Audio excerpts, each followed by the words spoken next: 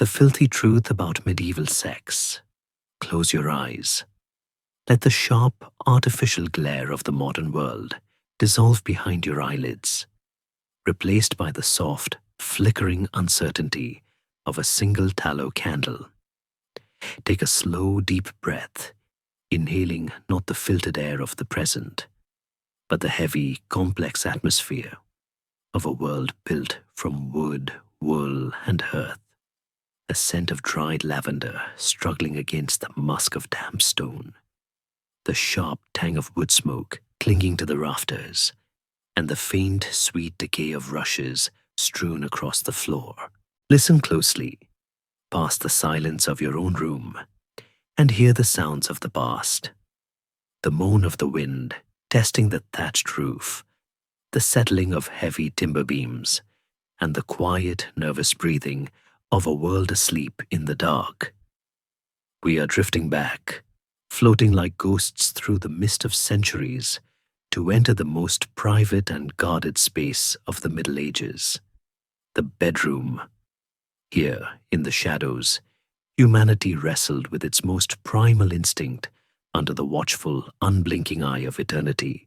Before you get comfortable, take a moment to like the video and subscribe. But only if you genuinely enjoy what I do here. Let me know your city and local time in the comments so we can see where everyone is listening from. Now, step with me across the threshold.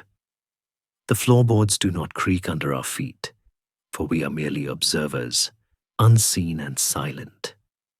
The room is small, or perhaps it just feels that way, enclosed by heavy woolen curtains, drawn tight around the bed to trap the heat.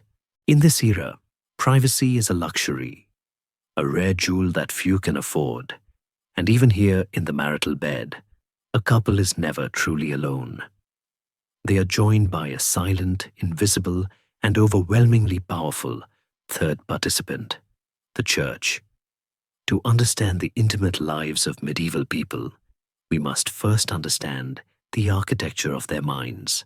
Tonight, we do not see the romanticized, sanitized version of history with its sanitized silks and courtly poetry. We see the raw, vulnerable reality of naked bodies shivering under rough linen, seeking warmth and connection in a world that viewed their desire with deep suspicion. The bed itself is the most expensive piece of furniture in the house. A massive structure of oak and rope passed down through generations, a stage for birth, death, and the fleeting moments of pleasure in between. Contrary to the prudish Victorian myths that would come later, medieval people usually slept entirely naked, wearing only a nightcap to keep the head warm, believing that fabric against the skin during sleep was unhealthy or simply unnecessary. Yet, as they lay there, skin against skin, the air is thick not just with intimacy, but with rules, thousands of invisible theological threads binding them to a strict moral code. In the medieval mind, sex was the mechanism of the fall. It was the echo of Adam and Eve's disobedience, a necessary evil tolerated only because it produced the next generation of souls. This created a profound psychological tension that hung over the bed canopy like a storm cloud. How to perform a necessary act without enjoying it too much.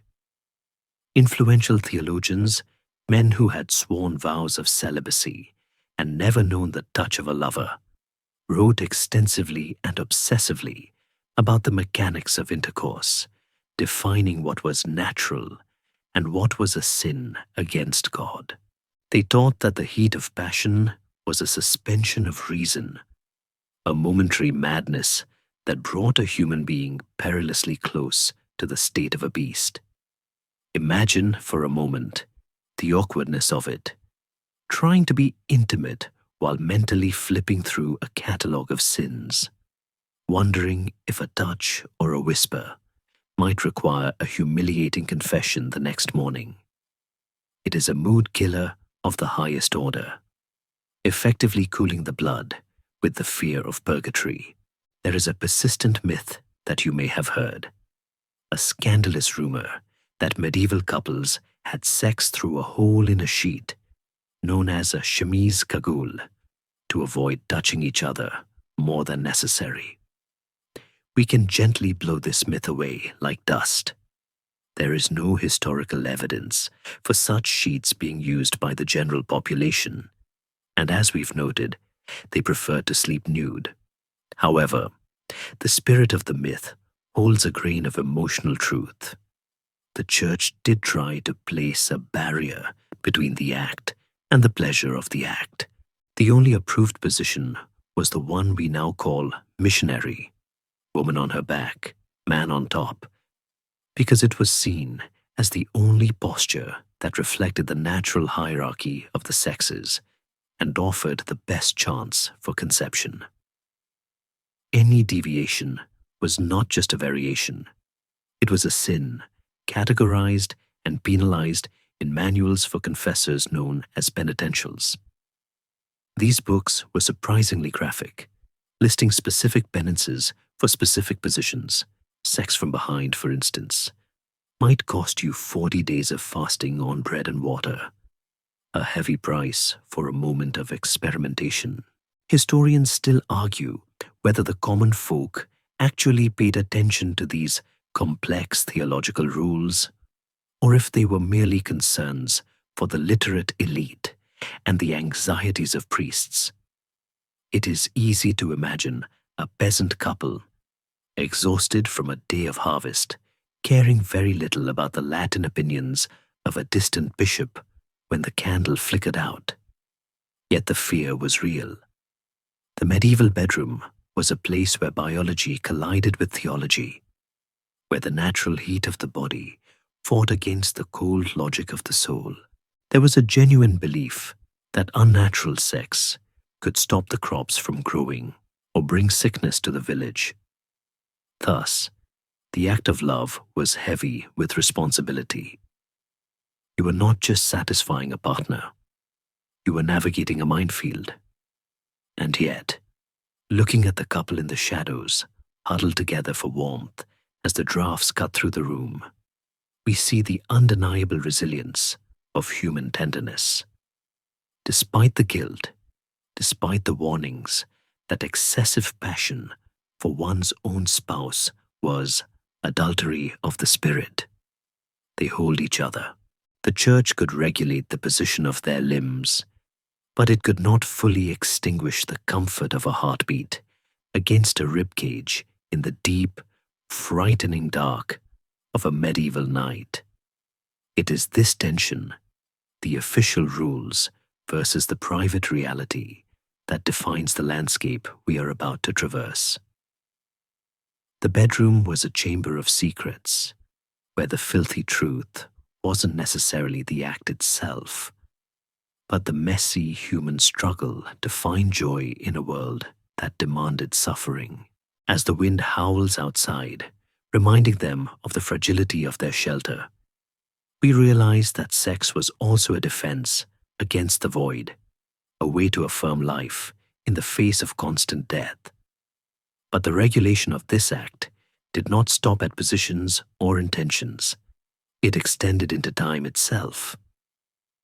As we leave this shadowed chamber and move further into the medieval mindset, we discover that the calendar on the wall, if they had one, would be marked with more red lights than green. The opportunities for legal, sin-free intimacy were shockingly rare, blocked out by a holy schedule that turned the year into a minefield of abstinence. The calendar of abstinence. If the medieval bedroom was a theater of guilt, the script was written by the calendar, and the director was a rigid, unyielding sense of holy time.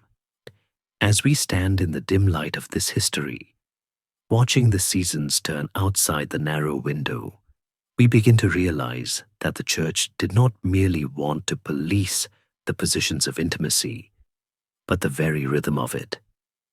Imagine the frustration of a young couple, Newlywed and bound by natural desire, looking at the year ahead and seeing a landscape erected with stop signs, the restrictions were so numerous, so complex, and so overlapping that one wonders how the population of Europe managed to reproduce at all. This was the calendar of abstinence, a theoretical framework that transformed the simple act of lovemaking into a logistical nightmare. It began with the seasons of the soul. The most formidable barrier was Lent, the 40 days of solemn fasting leading up to Easter.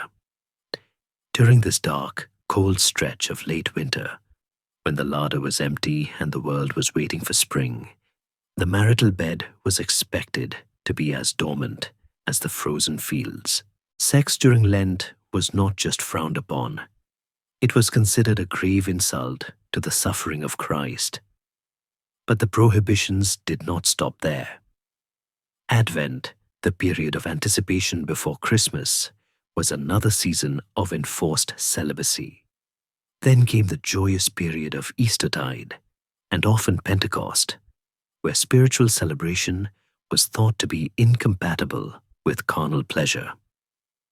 If you were a pious medieval citizen, entire months were simply wiped off the table. But the restrictions drilled down even further, carving up the week itself. Sundays, the Lord's Day, were strictly off limits, a day for prayer and rest, not sweat and passion. Fridays were days of penance in memory of the crucifixion, and often Wednesdays were included as well. Some stricter interpretations even flagged Saturdays as days of preparation for Sunday communion. If you are keeping count, that eliminates nearly half the week before we even consider the feast days. And there were so many feast days. The medieval calendar was crowded with saints, apostles, and martyrs, each demanding their own day of reverence. On the eve of a major feast, and the day of the feast itself, abstinence was the rule. To have sex on the feast day of the Virgin Mary, for example, was to risk birthing a child that was physically deformed or possessed, a terrifying consequence that linked disobedience directly to the body of the innocent. Historians still argue whether the average plowman or milkmaid actually navigated this labyrinth with precision, or if these rules were an ideal held up by bishops who had never had to negotiate a cold night with a warm spouse. It is likely that in the privacy of a thatched cottage, away from the prying eyes of the parish priest, many of these red light days were quietly ignored. Yet, the psychological weight remained. Confessionals were filled with questions about when the act took place as much as how. A popular manual for confessors, written by the grimly thorough Burchard of Worms, instructed priests to ask specific probing questions about whether couples had respected the holy days. If they admitted to slipping, the penance could be severe. Days of fasting on bread and water, which, given the already meager medieval diet, was a punishment that hit the stomach as hard as the soul. There is a touch of dark, bureaucratic humor in this. Imagine a husband and wife needing a lawyer or a star chart just to figure out if they were allowed to kiss their partner. One can almost picture the hushed, frantic arguments in the dark. Is it St. Swithin's Day yet? Or are we technically still in the octave of Pentecost? The spontaneity of desire was crushed under the weight of scheduling, but the calendar was not the only clock ticking in the room. The woman's body had its own forbidden rhythms. The Church, inheriting strict Levitical laws from the Old Testament, viewed menstruation with a mixture of fear and disgust. A menstruating woman was considered ritually unclean, and sex during this time was strictly taboo, believed to produce puny, leprous, or epileptic children. This ban extended to pregnancy, where it was thought that since the seed had already been planted, adding more was gluttonous and dangerous to the fetus. After childbirth, a woman had to wait for the ritual of churching, a purification ceremony usually held 40 days after birth, before she could re-enter the community of the faithful, and by extension, the marital bed. When you overlay the liturgical bans with the biological bans, menstruation, pregnancy, nursing, which was believed to be corrupted by intercourse, and postpartum recovery, some historians have calculated that a strictly pious medieval couple might have had fewer than 44 days a year where sex was technically, fully, and joyfully permitted. 44 days. That is barely once a week, assuming the stars aligned perfectly. This enforced scarcity likely had a paradoxical effect. By making sex such a rare, regulated commodity, the church may have inadvertently heightened its power. The forbidden fruit is always the sweetest, and the nights before Lent or the brief windows between fasts must have been charged with a frantic, intense energy. It turned the bedroom into a space of feast or famine. But why? Why was the church so obsessed with the when? The answer lies in the medieval concept of purity. Sex, even within marriage, was seen as a minor sin, or at least a defiling act that lowered one's spiritual vibration. It made you fleshly when you should be spiritual. You could not consume the body of Christ in communion if your own body was still humming with the memory of earthly pleasure. Thus, abstinence was a way of cleaning the vessel. This constant start-stop rhythm meant that medieval intimacy was rarely a smooth, flowing river. It was a series of downs and floods. It created a culture of secret guilt, where complying with human nature meant defying divine law. And yet, beneath the silence of the forbidden days, another quiet anxiety was brewing, not about the calendar, but about the machinery of the body itself.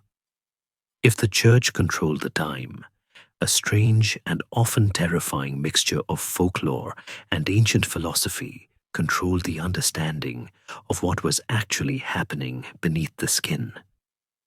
As the couple lies there, perhaps waiting for the church bell to ring midnight and signal the end of a fast day, they are also navigating a world of profound medical ignorance. They do not know about hormones or ovulation or germs. Instead, they see their bodies as vessels of shifting fluids, governed by heat, moisture, and planetary alignment. As we drift deeper into their night, we must peel back the skin and look at the filthy truth of medieval biology, a realm where women were viewed as defective men, and where the balance of the four humors determined not just health, but the very survival of the soul during the act of love. Humors, heat, and hidden anatomy. Now let us dissolve the walls of the room entirely and shrink down, drifting inward to explore a landscape even more mysterious to the medieval mind than the dark forests outside, the human body itself. In the modern world, we look at anatomy with the crisp, bright certainty of diagrams and microscopes. But to understand medieval sex, you must forget everything you know about biology. You must imagine the body not as a machine of organs and nerves, but as a brewing vessel, a volatile container of shifting fluids and elemental forces. As our couple lies together in the dark, they do not see themselves as stable beings. They are walking ecosystems governed by the ancient theory of the four humors: blood, phlegm, yellow bile, and black bile. Health, personality, and sexual desire are all merely the result of these fluids sloshing around. striving for a precarious balance. In this worldview, sex is not just an act of pleasure. It is a medical procedure, a high-stakes venting of excess pressure that can either heal or kill. The dominant medical voice of the era, echoing from the ancient texts of Galen and Aristotle, tells us that everything boils down to heat. Heat is the architect of life, the divine spark that separates the living from the dead, and more importantly, men from women. Here lies one of the most fascinating and bizarre misunderstandings of the age, the one-sex model. Medieval science did not believe that men and women were two distinct opposites. Instead, they believed there was only one perfect body plan, the male. Women were viewed essentially as inverted men, unfinished drafts, who, during their time in the womb, lacked the necessary heat to push their reproductive organs outward. Therefore, a woman's ovaries were seen as internal testicles, and her uterus was a scrotum turned inside out, trapped within the body by a cold constitution. This belief framed women not just as different, but as physically defective, cooler, wetter, and intrinsically less perfect than the hot, dry, and rational male. This thermal dynamic governed every touch and whisper in the dark. A man was a furnace, constantly generating heat and vital spirits. A woman was a cool, damp sponge, craving the heat she lacked. This made the act of sex a terrifyingly powerful exchange of thermal energy. For the man, ejaculation was a momentous physical sacrifice. Medical lore taught that semen was not merely a reproductive fluid, but a highly refined distillation of blood, or in some theories, a frothy brain foam that carried a piece of the man's very soul and intellect. To release it was to lose a part of one's life force, literally draining the vitality from the body. This is why medieval physicians often warned that excessive sex would dry a man out, making him wither like an old leaf, cooling his heart and shortening his lifespan. Every climax was a little death, not in the poetic French sense of la petite mort, but in a literal, medical sense of inching closer to the grave. It adds a layer of hypochondria to the act, doesn't it? Imagine lying there, feeling the impulse of desire, but simultaneously worrying that you are spending the coin of your life too freely. On the other side of the bed, the woman's physiology was viewed with a mixture of fear and confusion. Because she was cold, she was thought to be insatiable, a vessel that needed the man's fire to achieve balance. But there was a darker, double-edged sword to this ignorance. Medieval medicine generally believed that for conception to occur, both parties had to release seed. Since the male seed was visible, they assumed the woman must also have a release, an orgasm, to mix her seed with his.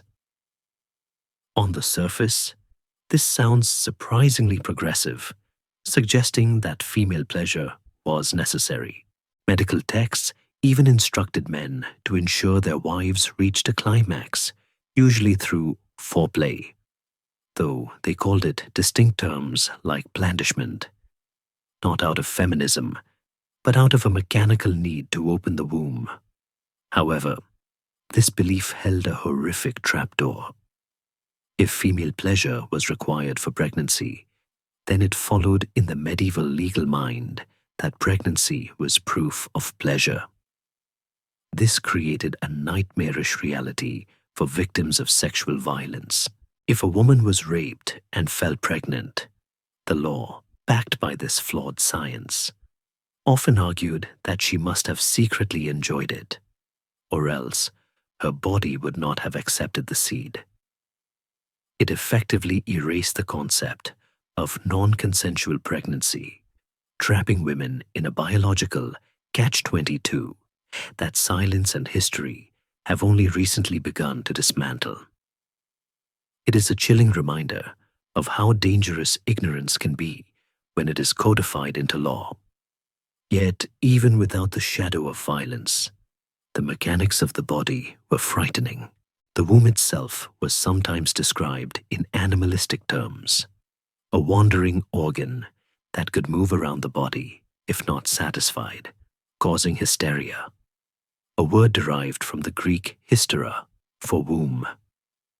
To keep this wild inner animal calm, it needed moisture and attention, yet too much attention was a sin. The balance was impossible to strike. Then there was the blood. As we touched upon earlier, menstrual blood was viewed with superstitious dread, but medically, it was seen as the body's way of purging toxins. If a woman did not menstruate due to pregnancy or illness, those toxins were thought to build up. This is why nursing mothers were often advised against sex. The fear was that the corrupt humors might spoil the milk, poisoning the infant at the breast. So, when a medieval couple reached for each other, they were not just navigating the church's calendar. They were navigating a minefield of pseudoscience. Was the moon in the right phase to govern the blood?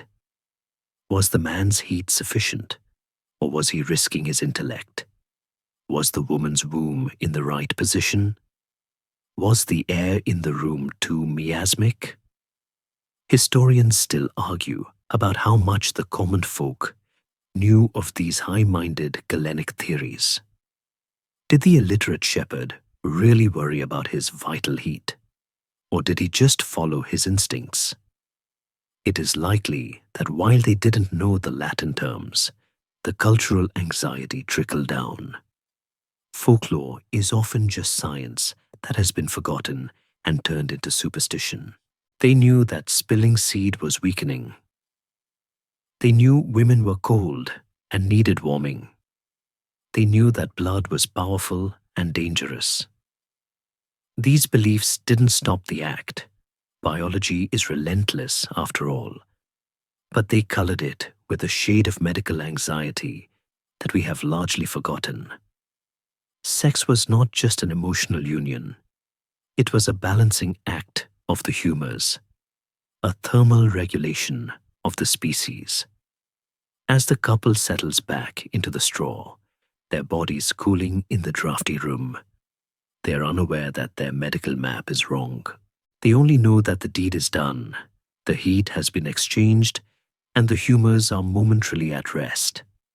But as their breathing slows, the sensory reality of their environment comes rushing back. The focus shifts from the internal fluids to the external grid. The filthy truth is not just about biology, it is about the literal filth that surrounds them. We must now open our eyes to the room itself, not the abstract chamber of theology, but the physical space of straw, smoke, and shared existence. The romantic idea of a private boudoir dissolves as we realize that, in the Middle Ages, you were almost never truly alone, and the bed you slept in was a busy ecosystem of its own. Straw, smoke, and shared spaces.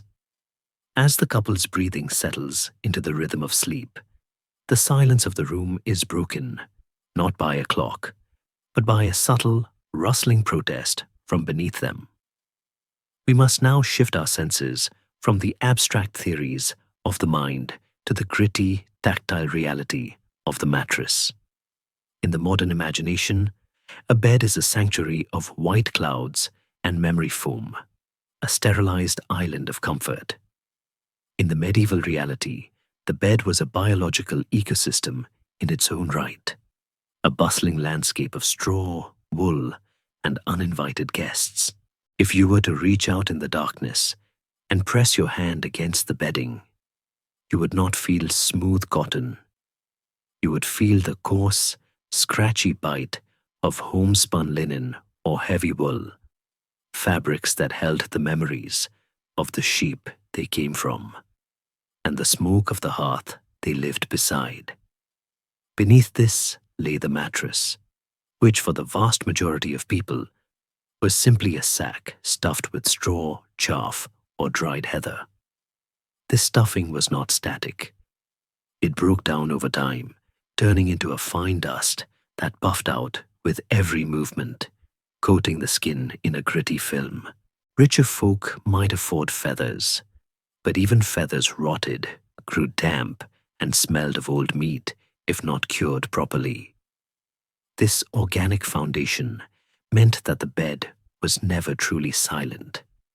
Every roll, every shift of weight produced a crunching, rustling sound, a sonic betrayal for anyone trying to move discreetly. But the straw was alive in more ways than one. Here lies the filthy truth that no amount of courtly poetry could scrub away. The ubiquity of parasites. Fleas, lice, and bedbugs were not signs of squalor reserved for the destitute. They were constant, democratic companions that plagued kings and peasants alike. The medieval night was often punctuated by the sharp, sudden sting of a flea bite, followed by the frantic, drowsy scratching that became a subconscious habit. Intimacy in the Middle Ages was a dance performed against a backdrop of itching. Imagine the distraction of trying to maintain a romantic connection while feeling the crawl of a louse along your spine. It stripped the act of some of its ethereal mystery and grounded it firmly in the annoyance of the flesh. People fought back, of course. They scattered strong-smelling herbs like wormwood, mint, and meadowsweet between the sheets, creating a scent profile that was a confusing mix of a garden and a barn. They used flea furs, pelts of animal skin, worn around the neck or placed in the bed, hoping the fleas would gather in the fur rather than on the human. Yet the bugs always won. They were embedded in the woodwork, hiding in the cracks of the bed frame, waiting for the warmth of a sleeping body to signal dinner time. This constant, low-level physical irritation meant that medieval bodies were rarely perfectly still or perfectly comfortable. They were always reacting to their environment. The air itself was a heavy blanket. Ventilation was poor, intentionally so, to keep out the deadly drafts of night air, which were thought to carry disease. In simpler homes, the central hearth had no chimney, merely a hole in the roof, meaning the upper air of the room was permanently thick with wood smoke. This smoke clung to hair, skin, and bedding, preserving everything in a cure of carbon. When a lover leaned in for a kiss, they didn't smell like designer cologne. They smelled of oak smoke, stale sweat, and the lanolin of unwashed wool. But there were sharper scents too. In a world without indoor plumbing, the chamber pot, a simple ceramic or metal vessel, sat faithfully under the bed or in the corner. By the middle of the night, the room would inevitably carry the acrid tang of urine, a smell so common it likely faded into the background for them, but would make a modern visitor gag. Hygiene is a subject where historians often have to correct the pendulum swing. The myth that medieval people never bathed is false. They did wash, especially their hands and faces, and public bathhouses existed in cities before the panic of syphilis shut them down in later centuries. However, full-body immersion was a rare logistical ordeal involving hauling buckets of water and heating them over a fire. It was not a daily ritual. Most people relied on linen undergarments to soak up sweat and oils, changing the linen rather than washing the skin. This meant that the body carried a natural musk-heavy scent, a human ripeness that was simply the smell of existence. Perhaps the most jarring difference for a modern observer, however, is the complete absence of privacy. We fetishize the bedroom as a private kingdom, a place where the door is locked and the world is shut out. In the Middle Ages, solitude was suspicious and expensive. In a peasant's cottage, the bedroom was often the only room. The parents' bed might be in a corner, but the floor would be strewn with pallets for children, grandparents, and sometimes even livestock. A prized cow or a few goats might be tethered near the hearth for warmth and safety, their heavy breathing and barnyard scent mingling with the family's. Having sex in such a space required a level of stealth and repression that is hard to fathom. It became a silent, hurried act, performed under the cover of heavy blankets, with the constant fear of waking a child or an elder. There was no crying out, no thrashing, only a quiet, friction-heavy fumbling in the dark. For the wealthy, the situation was different, but not necessarily more private. Lords and ladies often slept with personal servants in the room, sometimes on a trundle bed that rolled out from beneath the main bed. These servants were there to tend to the fire, bring water, or provide security. While they were socially invisible, they were physically present, breathing the same air, hearing the same rustles. The concept of intimacy had to be mentally carved out of a public space. A couple had to create a psychological wall, since physical ones were lacking. This lack of privacy had profound implications for how people understood sex. It wasn't a secret, hidden mystery. It was a part of the daily, nightly noise of life, alongside the snoring of the grandfather and the chewing of the goat. Children likely grew up hearing the sounds of their parents' lovemaking, demystifying the act early on, stripping it of the shame that comes with total secrecy, but wrapping it in a layer of communal awkwardness. The filthy truth here is that sex was almost never just two people alone in the universe. It was an act performed in a crowded theater, where the audience was pretending to be asleep. The darkness was their only ally, and oh, how dark it was. We forget the crushing weight of pre-electric night. When the embers faded and the expensive beeswax candle was snuffed out, the blackness was total. You could not see your partner's face. You could only feel the rough terrain of their skin and the heat radiating from them. This sensory deprivation likely heightened the sense of touch and smell, making the scratch of the straw and the scent of the smoke even more vivid. It was a world of textures and temperatures, blind and fumbling.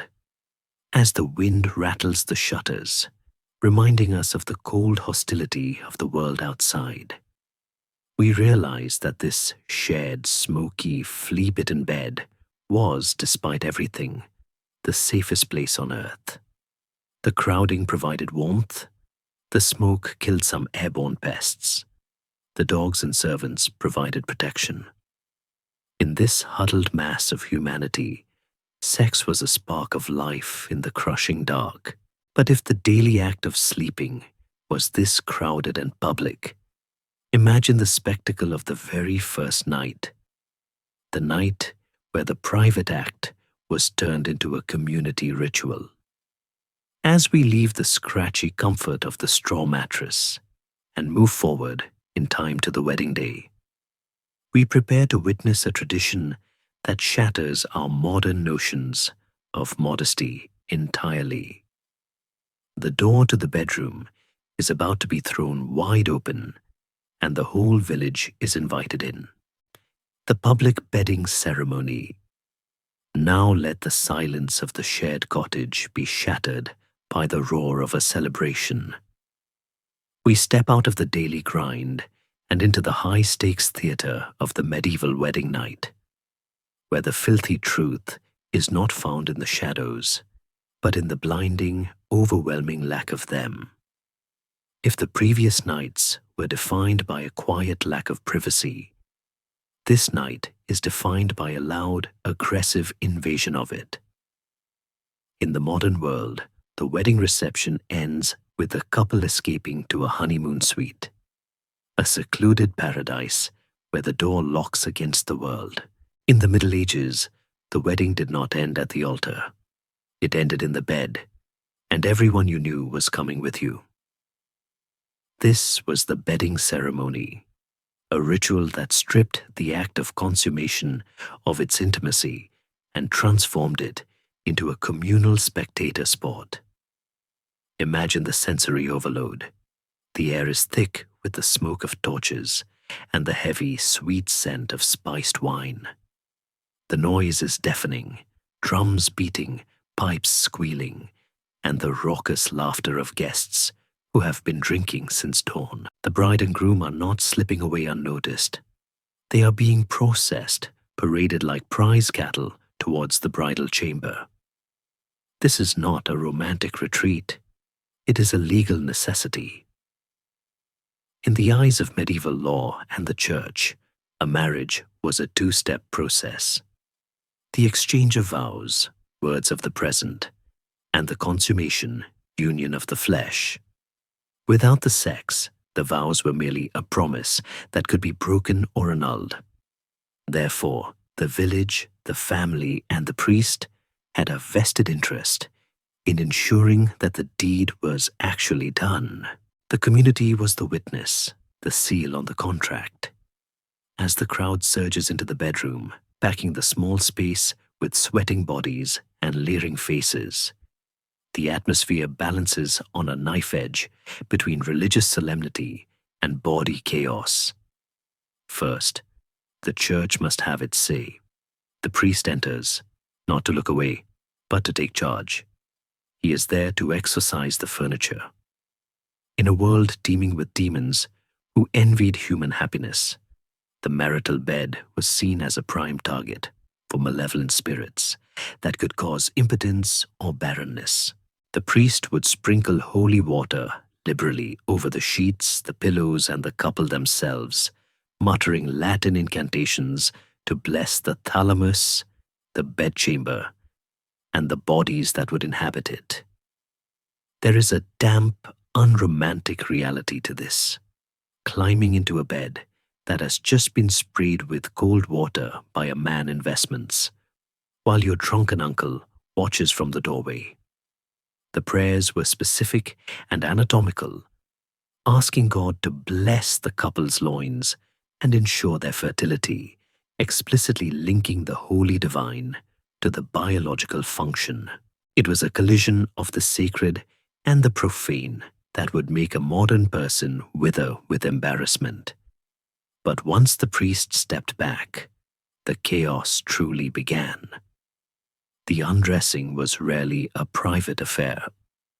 The bride was often stripped by her female relatives and bridesmaids, while the groom was handled by his male companions. This wasn't a seductive reveal.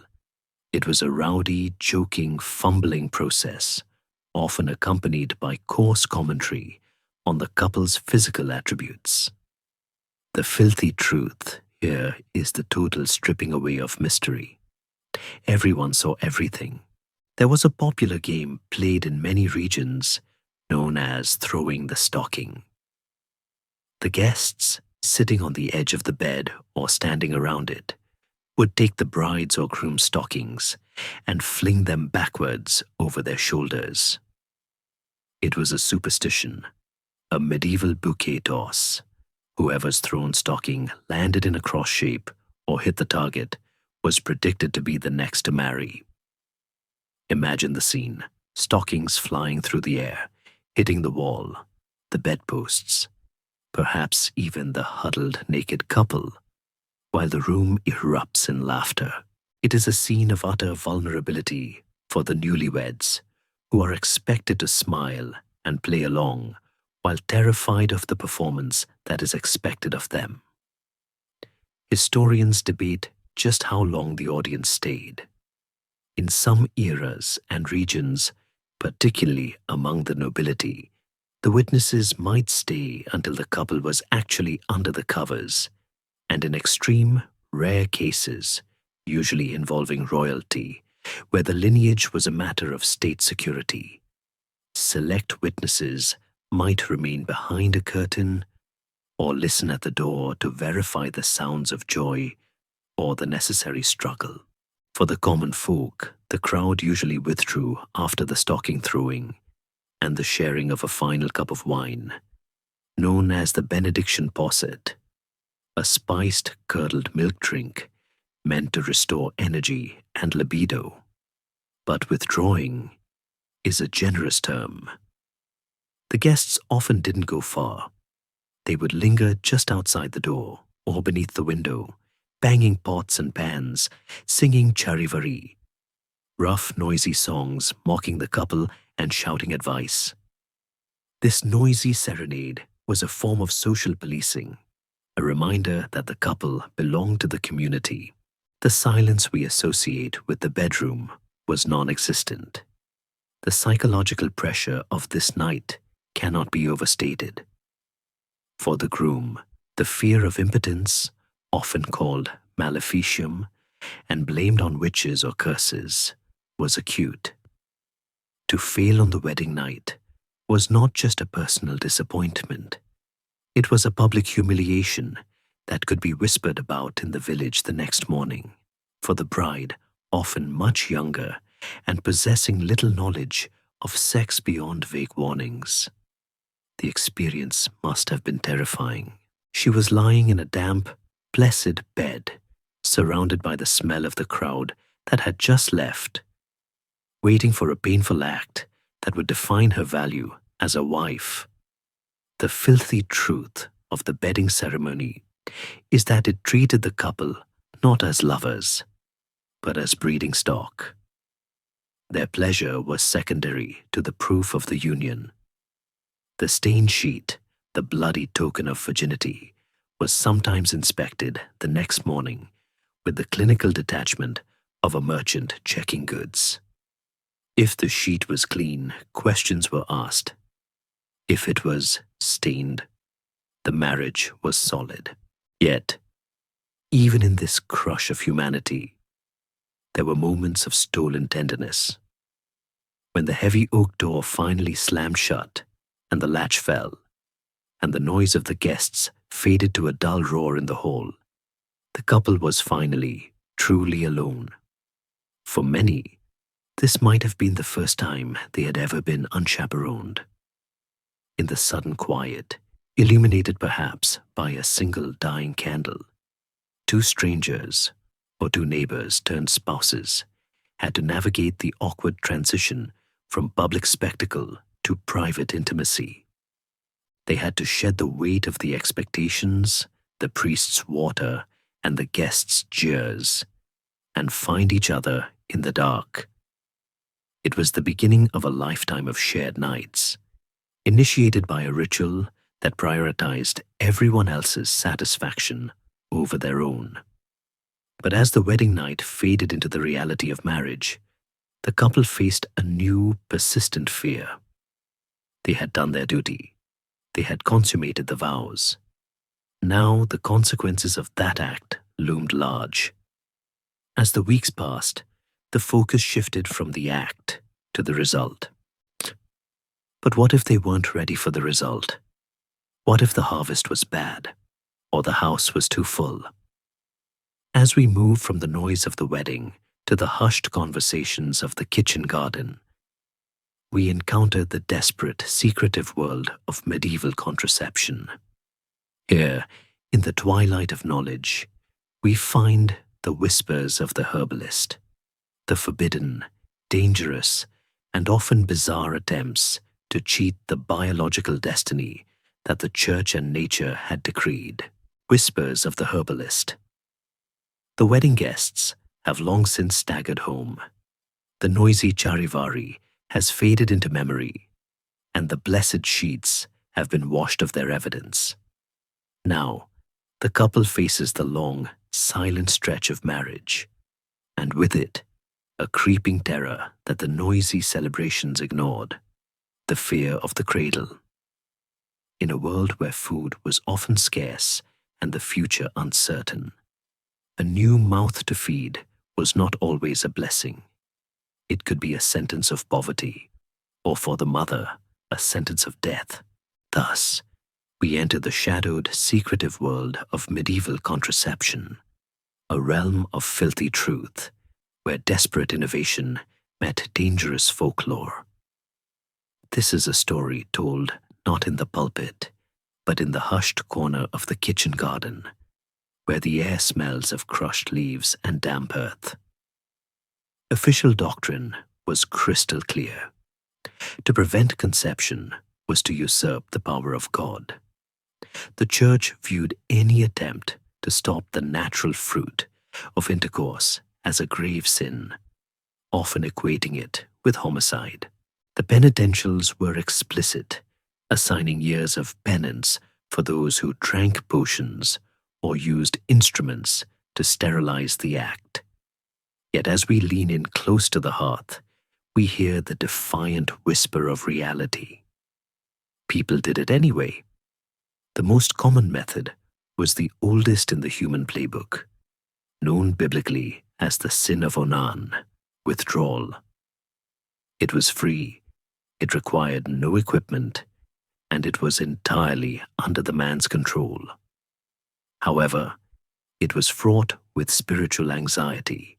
Confessors were trained to ask if a man had spilled his seed upon the ground, an act considered a crime against nature because it separated the pleasure from the purpose. It is a strange paradox to consider. A husband trying to save his wife from the physical danger of another pregnancy was, in the eyes of the priest, damning them both to hell. But when reliance on male self-control failed, as it often did, women took matters into their own hands, turning to the ambiguous and perilous medicine of the herbalist.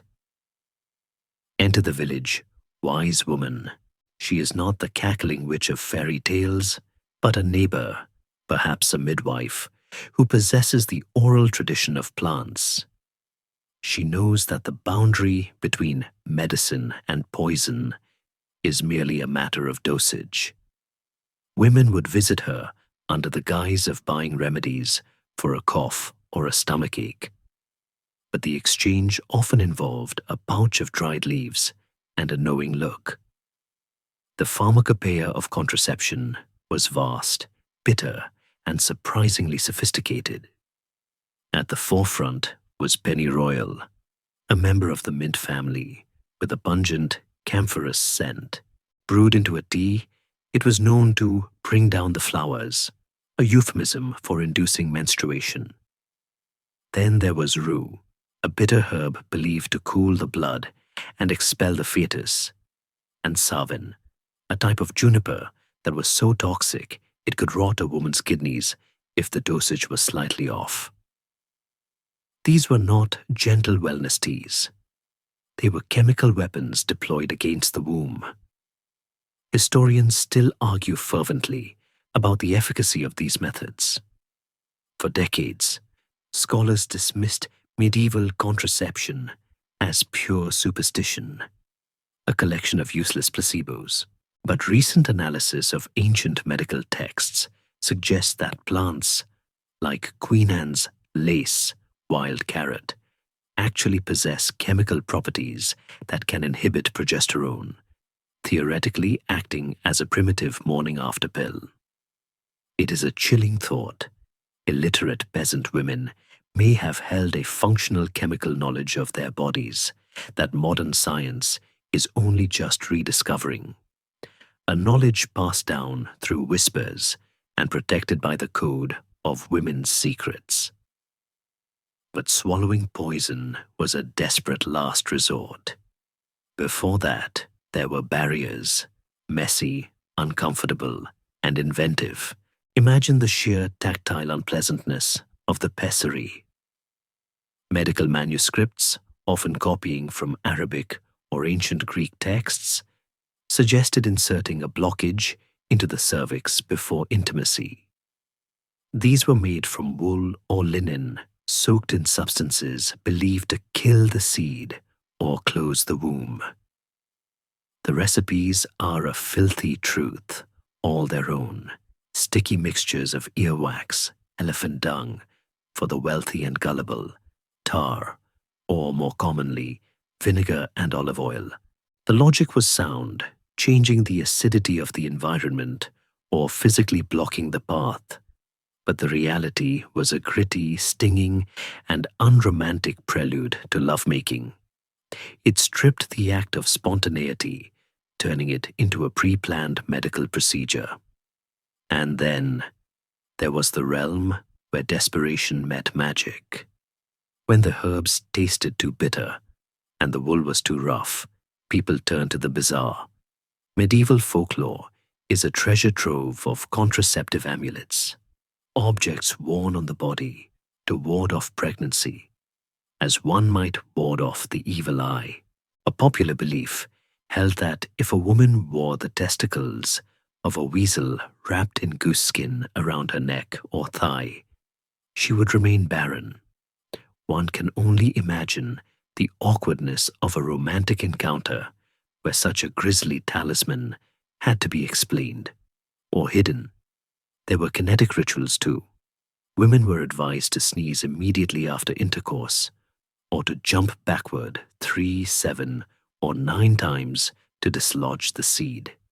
It evokes a frantic, almost slapstick image. A woman leaping around the bedroom in the dark, trying to outmaneuver biology with choreography. It is easy to laugh at the weasel testicles and the jumping, but we must resist the urge to mock. These were not acts of stupidity. They were acts of fear. They reveal a profound anxiety about the lack of control over one's own destiny. In a world without latex or hormones, the weasel bone was a prayer, a physical manifestation of the hope that this time there would be no consequences.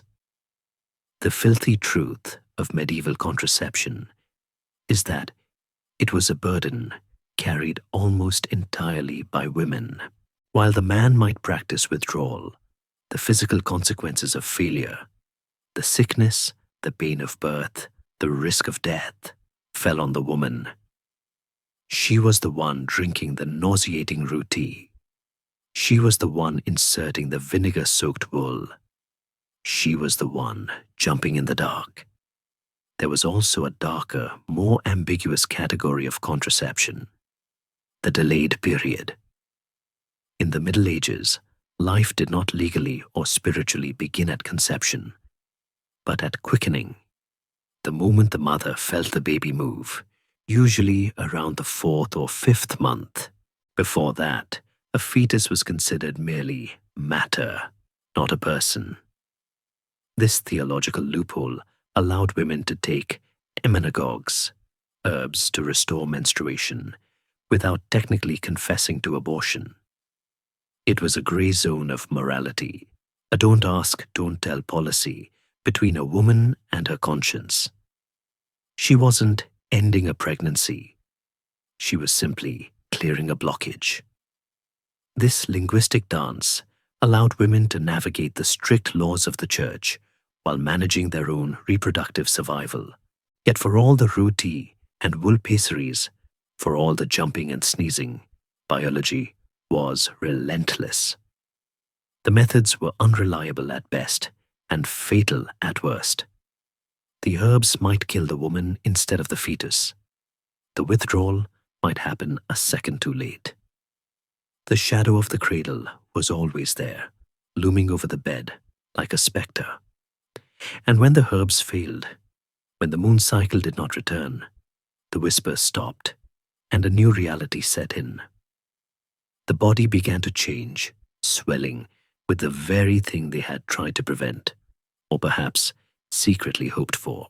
The focus of the household shifted instantly from prevention to preservation. The woman was no longer a vessel of sin or a partner in pleasure. She was a vessel of the future, entering the most dangerous battlefield of the medieval world. As the nausea sets in and the belly begins to round, we leave the secret garden of the herbalist and enter the chamber of the perilous miracle. Here, the filthy truth becomes a bloody one as we confront the terrifying reality of pregnancy and childbirth, an event where the veil between the living and the dead was at its absolute thinnest. The perilous miracle. When the roti fails and the weasel bone proves to be nothing more than a grisly trinket, the atmosphere in the household shifts from secretive anxiety to a heavy, solemn preparation. The woman has crossed a threshold. She is no longer merely a wife or a lover. She has become a traveler preparing for a journey to a country from which many do not return. In the Middle Ages, pregnancy is not a medical condition managed with ultrasounds and vitamins. It is a perilous miracle, a time when the veil between the living and the dead becomes paper thin as her belly swells, displacing the rough fabric of her kirtle. The filthy truth of sex reveals its ultimate price, the gamble of life itself. The first major milestone is the quickening, the moment she feels the child move. Before this flutter, the entity inside her is theological clay. After it, it is a soul, and the stakes rise exponentially. She walks carefully now. The village watches her. If she trips, if she eats the wrong food, if she looks upon something frightening, like a hare or a deformed beggar, superstition holds that the impression will imprint upon the child, marking it forever. She is a vessel of glass in a world of stone. But the true descent begins with the lying in. As the due date approaches, calculated by the phases of the moon and the feast days of saints, the woman is withdrawn from society. This is one of the few moments in medieval history where female authority is absolute and male power is banished. The bedroom, once the site of the husband's rights, becomes a female fortress. The windows are shuttered tight, and heavy tapestries or blankets are hung over every crack to exclude not just the light, but the cold air and the prying eyes of demons. The room becomes a womb within a womb, hot, dark, and stifling. The husband is expelled. He who initiated this process in the dark is now a helpless bystander, relegated to the hall or the fields, waiting for news. Inside the chamber, the gossips, godsibs, or sisters in God, gather. These are the female relatives and neighbors who form the support squad, bringing with them a mixture of practical experience and terrifying folklore. The air in the room grows thick with the smell of sweat, unwashed bodies, burning herbs, and the metallic tang of fear. The commander of this operation is the midwife. She is a figure of immense respect and deep suspicion, walking a line between saint and witch. She brings no sterile instruments, no epidural, no blood pressure cuff. Her toolkit is a blend of the practical and the magical. A birthing stool to let gravity do the work, warm oil to stretch the skin, and a knife that has likely cleaned fish or cut bread earlier that week. But she also brings spiritual armor. She might wrap the laboring woman in a birthing girdle, a strip of parchment inscribed with prayers, or perhaps a relic, like a belt said to have touched the Virgin Mary. Historians still argue about the true medical efficacy of medieval midwifery. But one thing is certain: they were experts in the psychology of pain. Without anesthesia, belief was the only painkiller available. If a woman believed the amulet of jasper stone tied to her thigh would ease her agony, then it worked. if only by calming her panic. And the panic is real. The filthy truth of medieval childbirth is that it was a battlefield with a staggering casualty rate. Death in childbirth is so common that it is woven into the fabric of daily life, as routine as a bad harvest, but far more devastating. A woman preparing for her first child often dictates her will at the same time she sews the swaddling clothes. She confesses her sins with the fervor of a soldier going over the top of a trench. The pain of labor is viewed through a theological lens as the curse of Eve, the punishment for original sin. To try to numb it too much is to cheat God's judgment, yet human compassion strives to dull the edge. They offer her wine mixed with crushed gemstones or poppy juice, wiping her brow with rose water as the room temperature soars. The sensory reality of this room is overwhelming. The heat, the groans, the crowding of women chanting prayers, the lack of ventilation. It is a primal, chaotic scene, far removed from the sterile silence of a modern hospital.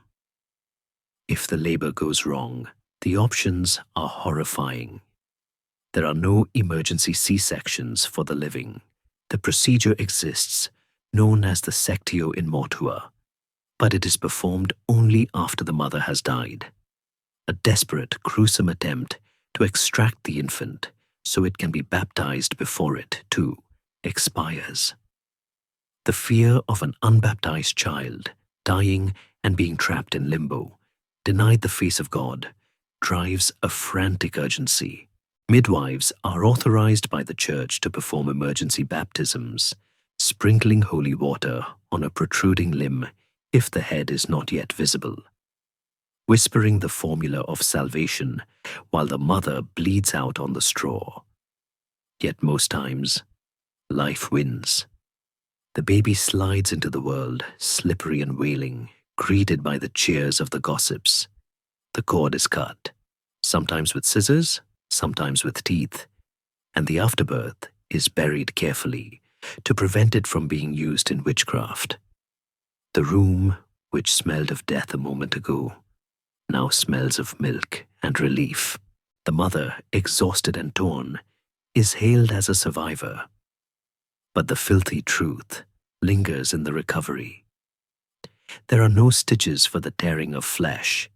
She must simply heal, or suffer from infections and fistulas that will leave her incontinent and socially ostracized for the rest of her life. Puerperal fever, childbed fever, stalks the room, a bacterial killer carried on the unwashed hands of the very women trying to help. If she survives the fever, she faces the churching, a ritual of purification 40 days later. Until then, she is legally and spiritually unclean, a danger to the holy sacraments. It is a stark reminder that in the medieval mind, the biological processes of women, menstruation, sex, birth, are powerful, dangerous, and in need of containment. The husband is finally allowed back in to see his heir. He enters a room that has been transformed by a violence he was spared from witnessing. He sees the child, swaddled tightly like a mummy, to ensure its limbs grow straight, and he feels a surge of dynastic pride. But he also looks at his wife, pale and broken on the bed, and perhaps, for a fleeting moment, the romantic gloss of desire is stripped away. He sees the cost. The act of sex, so often trivialized or lusted after, has a price tag written in blood. This visceral reality creates a dissonance in the medieval psyche. How do you reconcile the grunt and sweat of the birthing room with the high floating ideals of love? How do you connect this bloody battlefield with the sweet songs of romance? The culture's answer was to create a fantasy world that floated high above the biological reality, a world where love was not about fluids and fevers, but about silk and sighs. As the exhausted mother sleeps, recovering her strength in the dark, we drift out of the stifling, blood-scented birthing chamber and ascend to the high towers of the imagination. We leave the realm of the midwife and enter the realm of the poet. Here, in the flickering light of the great hall, the filthy truth is carefully hidden behind a veil of exquisite, impossible beauty. We are about to enter the age of courtly love, where the troubadours will try to convince us that love is not a transaction of flesh, but a sickness of the soul, a beautiful lie that everyone desperately wanted to believe. Songs of the troubadours. We leave the stifling heat of the birthing chamber, closing the heavy door on the scent of blood and milk, and ascend the winding stone stairs to the great hall. Here, the air changes instantly. The metallic tang of fear is replaced by the rich, intoxicating aroma of roasting venison, spiced wine, and wood smoke curling from a massive central hearth. The silence of the sick room is drowned out by the murmur of 100 voices and the bright, rhythmic strumming of a lute. We have entered the world of the troubadours, the architects of a grand illusion designed to mask the brutal machinery of medieval marriage. In the center of the room, a young man with a voice like spun gold sings of a love so pure, so devastating, that it consumes him like a fever. He sings of a fair lady, a goddess in silk, who is distant, cruel, and utterly unattainable. He describes her eyes as stars, her skin as lilies, and claims that a single smile from her is worth more than a kingdom. The listeners, draped in velvets and furs, lean in, entranced. It is a scene of exquisite refinement. But the filthy truth hidden beneath this melody is that this entire performance is a coping mechanism, a beautiful, desperate lie invented to survive a reality where true love was not just rare, but often legally impossible. To understand the song, you must look at the couple sitting at the high table. The lord and his lady do not look at each other with the longing described in the lyrics. They likely do not even know each other very well. In the Middle Ages, particularly for the upper classes, marriage was not a union of hearts. It was a merger of assets. It was a contract signed in ink and sealed in blood, trading acres of farmland, herds of cattle, and military alliances. A 12-year-old girl might be wed to a 40-year-old baron, not because she loved his laugh, but because her father needed to secure a border or pay a debt. The body of the noblewoman was a political instrument, a vessel for heirs, and a deed to property. In this context, the husband was a master, not a lover. He owned her fertility, her dowry, and her loyalty. Enter the concept of Fenimore's courtly love. This was the counterculture of the heart, a radical idea that bloomed in the courts of southern France and spread like wildfire. It proposed a startling thesis that love and marriage were mutually exclusive. Marriage was a duty, love was a choice. Therefore, true love had to be adulterous, or at least exist outside the bounds of the marriage contract. The troubadour, often a knight of lower status, would pledge his soul to a high-born lady, usually the wife of his own lord. This created a deliciously dangerous triangle. The poet would perform the role of the vassal, but instead of swearing fealty to a king, he swore fealty to love itself. He would beg for a token, a sleeve, a ribbon, a glove, and undergo trials to prove his worth. But here is where the filthy truth becomes a psychological game. This passion was largely performative. It was a way to inject erotic tension into a life scripted by duty. It allowed the lady, who in reality had zero legal agency, to play the role of a powerful queen who held the power of life and death over her suitor. For a few hours in the firelight, the power dynamic was inverted. The chattel became the goddess. Yet, we must not mistake this for modern romance. It was a game of sublimation. The church condemned adultery as a mortal sin, so the game relied on chaste desire.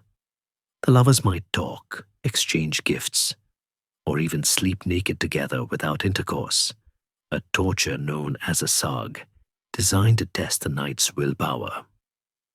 The goal was to suffer, to burn with heroic lovesickness, or a more herios, which physicians actually classified as a medical disease caused by an overheated brain. But let us peel back the silk even further. While the troubadours sang of spiritual connection, the undercurrent was undeniably sexual. The metaphors were thin veils. When a poet sang of unlocking the rose or entering the garden, the drunken knights at the table knew exactly what he meant. The humor and bawdiness of the age bubbled just beneath the surface of the high poetry. There is a scholarly debate about how often these courtly flirtations crossed the line into physical adultery. Did the queen actually sleep with the poet? Likely, it happened less than the songs suggest, simply because the risk was too high. For a queen to bear a bastard was treason, punishable by death or the convent. So the tension remained suspended, a permanent state of almost. This erotic frustration fueled the culture. It was a safety valve for a society where sexual choice was non-existent. It allowed people to fantasize about a world where emotion, not economics, ruled the bed. However, the filthy truth of courtly love is that it dehumanized women just as much as arranged marriage did, only in a prettier way. On the pedestal, the woman is an object to be looked at, not a person to be known.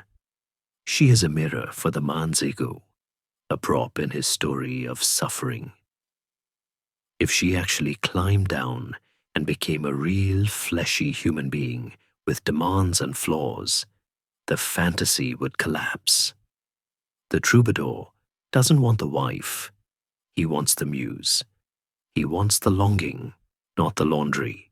And for the husband munching on his boar's head at the table, this game is tolerated, even encouraged, because it keeps his wife occupied and his knights loyal. It is a harmless distraction, a play within a play. As the fire dies down and the shadows stretch long across the rush-covered floor, the lute falls silent. The spell breaks. The lady of the castle stands up, her heavy brocade gown rustling, and retires to the chamber we visited earlier, not to a night of poetic longing, but to the cold reality of the marital bed and the duty of producing an heir. The troubadour packs his instrument, perhaps receiving a coin or a nod, his manufactured passion fading with the applause. The illusion of choice dissolves.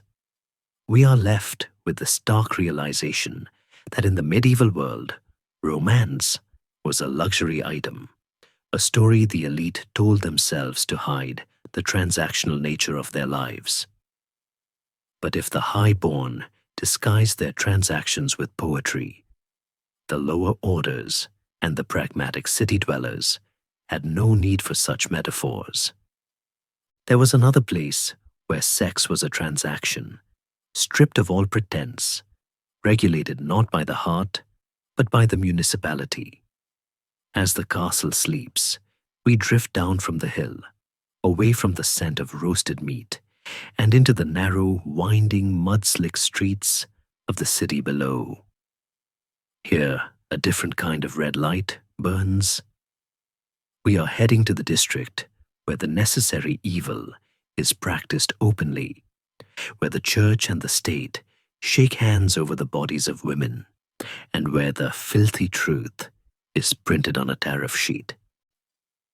The red light of history. We leave the high, breezy towers of the castle, where love is a game of poetic longing, and descend into the mud-clogged arteries of the city below. The air here is different, heavier, thicker, carrying the distinct brackish scent of the river, the sharp tang of cheap ale, and the overwhelming musk of humanity packed too close together. As we walk through the labyrinth of narrow alleys, the silence of the night is broken by the raucous spill of light and noise from the taverns. We are entering the district of the stews, the bathhouses and brothels that form the medieval world's regulated red light districts. This is where the filthy truth of medieval sex stops being a metaphor and becomes a literal transactional reality. It is a shock to the modern mind, which often assumes the Middle Ages were uniformly prudish, to discover that prostitution was not only widespread, but institutionally organized, taxed, and protected by the very authorities who preached against it. To understand this paradox, we must look at the theology of the necessary evil. The Church Fathers, specifically St. Augustine and later Thomas Aquinas, offered a pragmatic, if grim, justification for the existence of brothels. They compared prostitution to a sewer in a palace. If you remove the sewer, the palace becomes filled with filth. If you keep the sewer, the filth is contained, and the rest of the palace remains clean. The logic was brutal. Men had uncontrollable lusts, and if there were no professional women to absorb this excess heat, respectable wives and daughters would be safe from assault. Thus, the brothel was seen as a civic utility, a dam holding back a flood of social disorder. As you walk down the street, perhaps in Southwark, on the south bank of the Thames in London, or in the Glatany district of Paris, you see the physical manifestation of this policy. The women here are not hiding in the shadows. They are marked by the law. Medieval society was obsessed with visual order, and just as knights wore crests and monks wore habits, prostitutes were required to wear specific clothing to distinguish them from honest women. In Bristol, they wore striped hoods. In Leipzig, yellow cloaks. In other cities, a piece of colored tassel on the arm. These were badges of shame, yes, but also of regulation. They prevented the pollution of confusion, ensuring that no man accidentally accosted a noblewoman, and no respectable woman could be mistaken for a worker. The filthy truth is that these women were integrated into the visual hierarchy of the city, as recognizable as a baker or a smith. Let us step inside one of these establishments. In England, they were often called stews, a word originally meaning a fish pond or heated room, reflecting their dual purpose as bathhouses. The atmosphere is humid, smelling of wood smoke, wet linen, and body odor.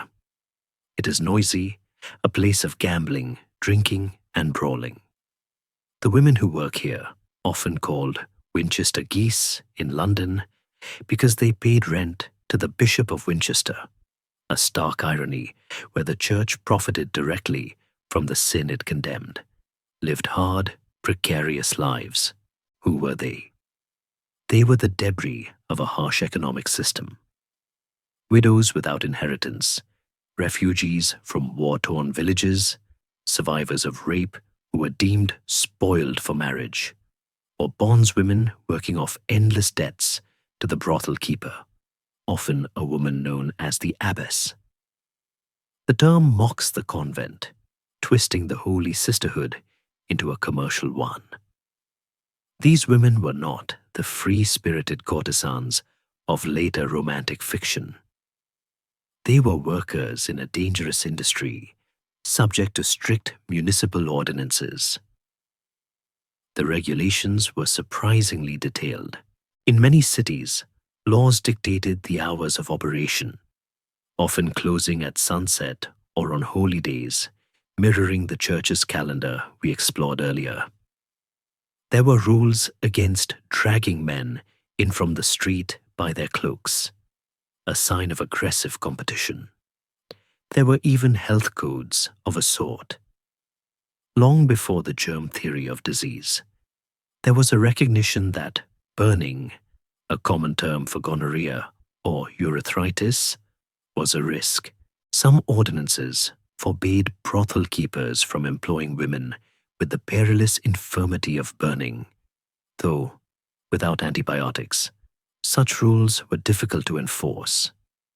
The sex itself was quick, functional, and devoid of the privacy or courtly love we saw in the castle. It was measured by the hourglass or the candle. It was a bodily function, a venting of humors, a transaction as simple as buying a loaf of bread, but infinitely more dangerous for the seller. The filthy truth of the brothel is that while it provided a service for men, it was a trap for women. They existed in a legal limbo. While their trade was legal, they themselves were social pariahs. They could not testify in court against a man who hurt them. If they were murdered, the investigation was often perfunctory. They were the ultimate other, necessary for the system to function, but despised for their role in it. The violence was endemic. Brothels were magnets for criminals, thieves, and drunkards.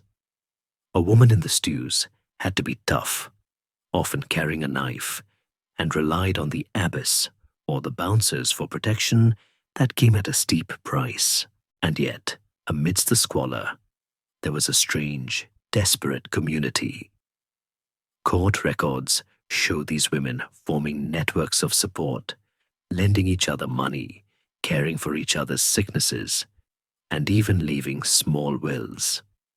They were a sisterhood of the damned, finding solidarity in the sewer. Perhaps the most heartbreaking aspect of their existence was their death. Because they lived by selling sin, they were often denied burial in consecrated ground. In London, the Crossbones graveyard is a bleak testament to this exclusion.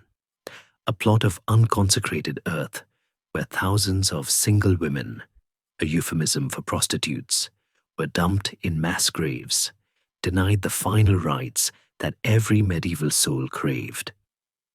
Even in death, they were kept outside the walls of respectability, their bodies used by the city in life and discarded by the church in death.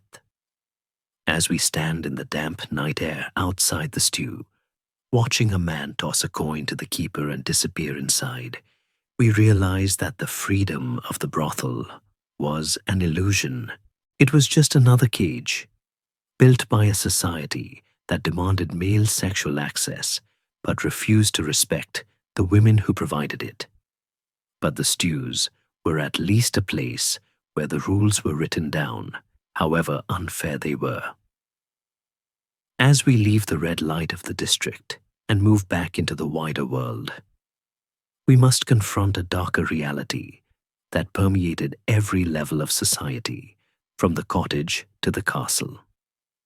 In the brothel, money changed hands, implying a twisted form of agreement.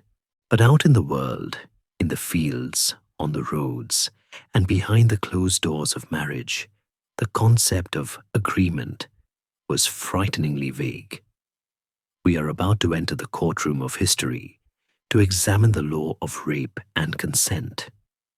Here, the filthy truth is not about hygiene or money, but about the total erasure of the female voice. We will see how the law was designed not to protect a woman's body, but to protect a man's property, and how the very definition of no was lost in a legal language written entirely by men. Silence and the law. We leave the regulated noise of the brothel, where the exchange of coin at least offered a grim clarity to the transaction, and step into the chilling silence of the medieval courtroom. Here, under the high vaulted ceilings of justice, the filthy truth of medieval sex reveals its most brutal dimension, the almost total erasure of female consent. In the modern world, we define sexual violence by the violation of personal autonomy, by the absence of a yes. In the medieval world, the concept of autonomy was alien, and the word no was legally invisible. As we stand among the dusty scrolls and stern-faced judges in their heavy robes, we must confront the reality that for centuries, the law was not designed to protect a woman's body. It was designed to protect a man's property. The very language of the law betrayed this indifference. The Latin legal term used for sexual violence was raptus. It is a slippery, dangerous word. It could mean forced intercourse, but it could also mean abduction, the theft of a woman from her father's house. In the eyes of medieval statutes, the crime was often not against the woman herself, but against the men who owned her father, her husband, or her guardian. Rape was treated less like a violation of the soul and more like the theft of a prize heifer or the burning of a barn. It damaged the goods, reducing a woman's value on the marriage market. If a virgin was raped, her family lost the bride price she could command. If a wife was raped, her husband's lineage was threatened by the possibility of a bastard heir. The woman was the scene of the crime, not the victim of it. Imagine the impossible burden placed on a survivor who sought justice. The law required her to navigate a gauntlet designed to make her frail. First, she had to raise the hue and cry. This was not a metaphor. Immediately after the attack, she was legally required to scream, to run into the streets with her hair disheveled and her clothes torn, shouting for the neighbors. She had to show her injuries, bruises, blood, torn garments, to the men of the village and the local officials. If she waited a day, if she washed herself in shame, or if she was too terrified to speak, her case was dismissed. The law interpreted silence not as trauma, but as consent. It demanded a performance of hysteria to be believed. Even if she did everything right, screamed, ran, bled, the courtroom was a trap.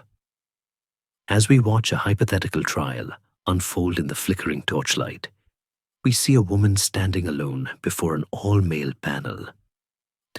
She must recount the violation in graphic detail, while the defense, often a man of higher status, can dismiss her words with a simple shrug. The class dynamics were crushing. If a lord or a knight assaulted a peasant woman, he could often settle the matter with a fine, a few silver coins, paid to her father to cover the damage.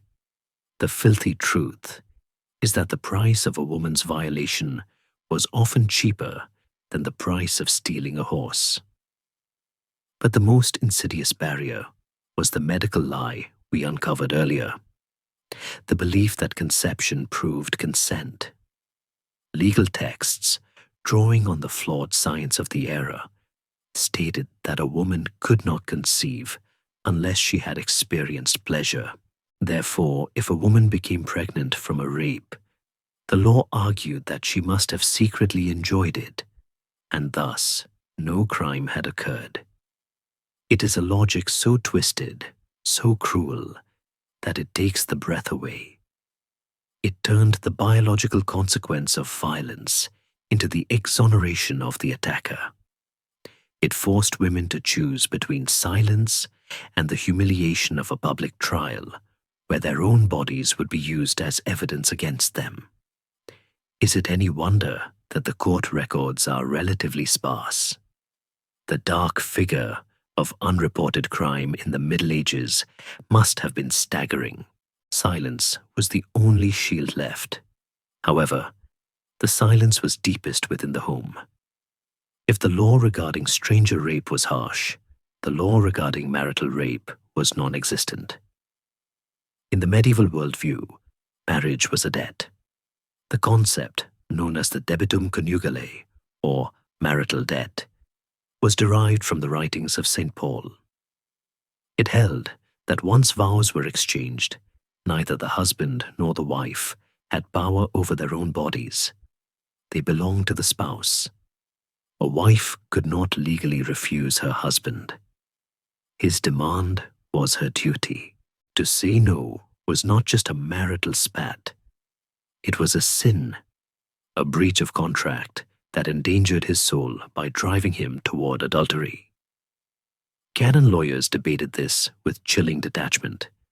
They argued that a wife must submit, even if her husband was drunk, even if he was violent, even if she was ill, provided it did not endanger her life explicitly. The bedroom was a jurisdiction where the husband was judge, jury, and executioner. The filthy truth here is that for the vast majority of medieval women, consent was not a question that was ever asked. Sexual availability was the rent they paid for their shelter and food. Yet, historians argue about the gap between the cold Latin texts and the warm reality of human relationships. Did every husband treat his wife as a debt dispenser? Surely not. Letters and literature showed deep affection, mutual respect, and tenderness in many medieval marriages. There were men who protected their wives, and wives who found joy in their husbands. But the system did not require it.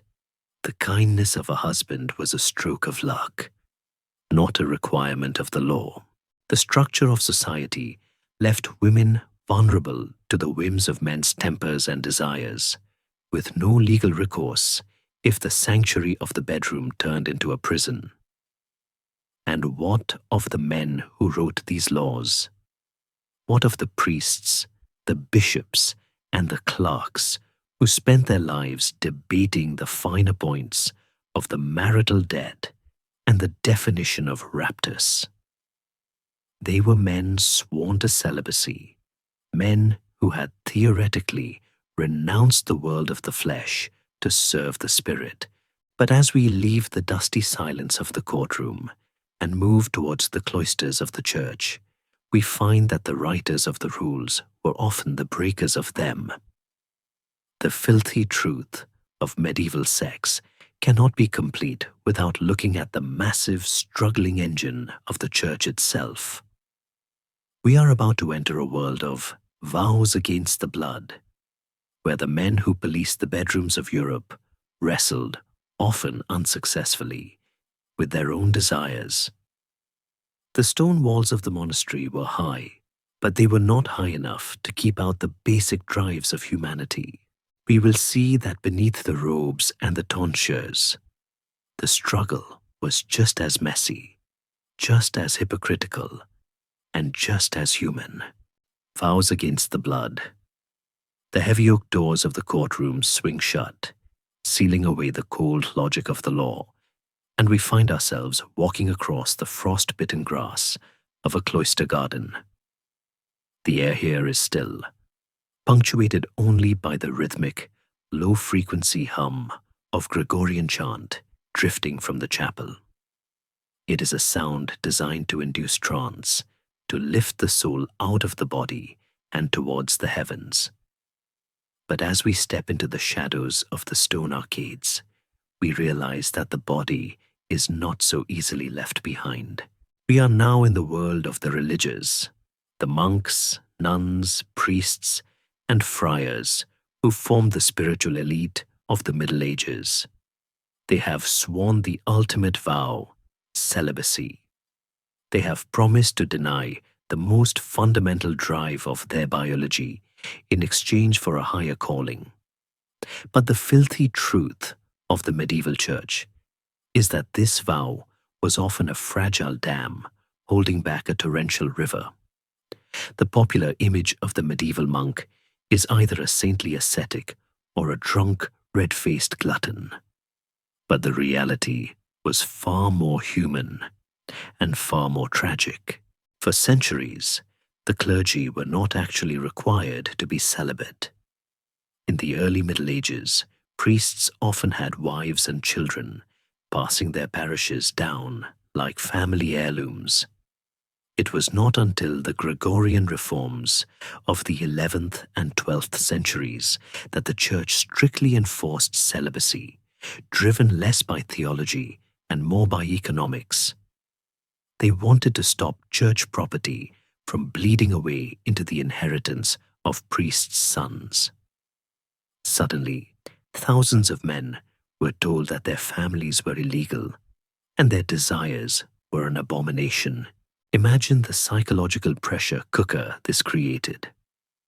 We see a young novice, perhaps forced into the monastery by his family, because he was a second son with no inheritance, kneeling on the freezing stone floor at 3 a.m. for matins. He is cold, hungry, and sleep-deprived, conditions designed to break the will, but his mind is racing with the very thoughts he is trying to suppress. The Church provided him with a terrifying manual for his own mind. He was taught that lust was the root of all evil, a demon that could slip in through the eyes or a stray thought. To fight it, he was given remedies that sound like torture, wearing hair shirts that scratched the skin raw, sleeping on a board, or plunging into freezing water to cool the blood. Yet, the more they focused on not thinking about sex, the more sex dominated their thoughts. The penitentials written by monks are obsessed with it, categorizing every possible sexual act with a level of detail that borders on the pornographic. It is a profound irony. The most sexually repressive institution in history was also the one most fixated on the mechanics of sex.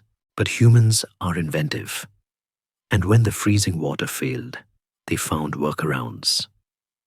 The filthy truth is that clerical celibacy was widely regarded as a joke, or at least a negotiation, by the common people.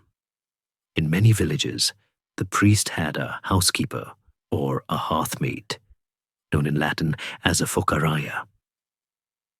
Everyone knew she was his wife in all but name. She cooked his meals, washed his linens, and warmed his bed. Interestingly, the parishioners often preferred this arrangement.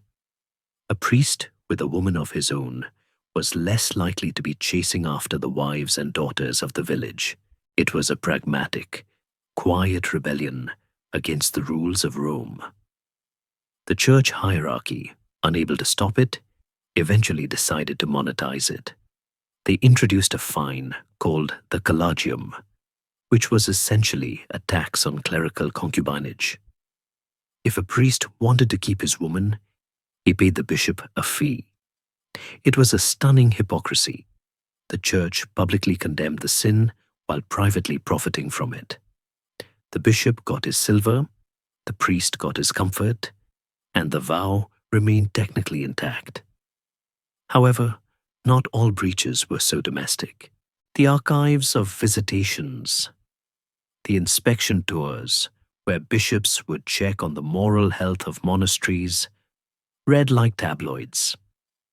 They record nuns who were pregnant, monks who were caught climbing walls at night, and abbots who were accused of turning their chapter houses into drinking dens.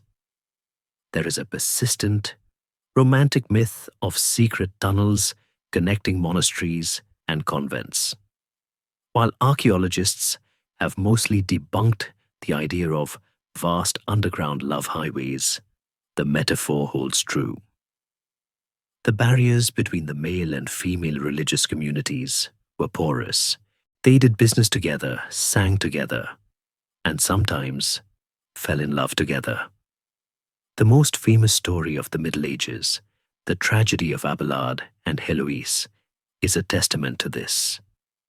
Abelard, the brilliant philosopher monk, and Heloise, the brilliant nun, did not just have a spiritual connection. They had a passionate physical affair that resulted in a child, whom they whimsically named Astrolabe. Their letters, written after they were forcibly separated and cloistered, burn with a longing that is both spiritual and intensely erotic. I should be groaning over the sins I have committed, Eloise wrote, but I can only sigh for what I have lost. It is a heartbreaking reminder that the habit did not extinguish the heart. Historians still argue about the extent of spiritual sublimation. Many mystics, particularly women like Julian of Norwich or Marjorie Kemper, described their relationship with the divine in language that is startlingly physical. They spoke of ravishing the heart, of being pierced by divine love, using the vocabulary of the bedroom to describe the altar. Was this a way of processing repressed sexual energy? Perhaps. Or perhaps for them, the line between spiritual ecstasy and physical pleasure was simply not as sharp as it is for us. They channeled their passion into a love that could not hurt them or leave them, a safe, eternal lover in the form of the divine. Yet, for the average struggling cleric, the battle was less poetic. It was a daily grind of guilt and failure. We can picture the scene in a scriptorium, a monk copying a holy text, his hand cramping, his mind drifting to the milkmaid he saw in the market. He feels the stirrings of his body and hates himself for it. He adds a doodle in the margin of the manuscript, a marginalia, perhaps a grotesque creature or a body joke, a tiny release of the pressure building in his skull. These little drawings are the graffiti of the repressed soul. The humor of the age often targeted this struggle. Medieval fabliaux, comic tales, are full of lecherous priests who get their comeuppance. There is the story of the priest who hides in a basket to visit a mistress and ends up suspended from the ceiling, exposed to the ridicule of the town. These stories served a social purpose. They allowed people to laugh at the authority figures who held the keys to heaven but couldn't control their own zippers. In the end, the vows against the blood created a culture of secrecy and shame that rotted the institution from the inside. It set up an impossible standard that forced good men and women to live as liars. But what happened when neither prayer nor willpower was enough? When the priest couldn't stop his lust, or the husband couldn't perform his duty, or the wife couldn't conceive? When the official channels of God were blocked or silent, people did not just give up. They turned to the darker, older currents that flowed beneath the surface of Christian Europe. They turned to the shadows where the rules of physics and theology could be bent. As we leave the cloister, stepping over the threshold where the holy water dries, we enter the dimly lit, herb-strewn hut of the practitioner. We are moving from the realm of the miracle to the realm of the spell. Here, in the flickering light of a forbidden fire, we will discover how medieval people used potions, spells, and knots to hack the code of desire, risking their souls for a chance at love, revenge, or a simple erection. Potions, spells, and knots. We slip away from the hypocritical shadows of the monastery, leaving the chanting monks to their secret struggles, and step into the murky, twilight world where desperation meets superstition. When the prayers to St. Anne for a child went unanswered, or when the vital heat of a husband failed on the wedding night, medieval people did not simply accept their fate. They turned to the one force that promised to hack the system: magic. We are entering the domain of erotic sorcery, a place where the filthy truth involves not just bodily fluids, but the belief that desire itself could be synthesized, stolen, or blocked by a spell. In the medieval mind, love was not merely an emotion. It was a force of nature, like lightning or wind, and like the wind, it could be directed if you knew the right words. This was the realm of the cunning folk, the local practitioners who operated in the gray zone between medicine and witchcraft. They didn't sell boxed chocolates. They sold control. The most terrifying form of sexual magic was not a spell to create love, but a curse to destroy it. It was known as the ligature, or in France, nouement de l'aiguillette, the knotting of the point.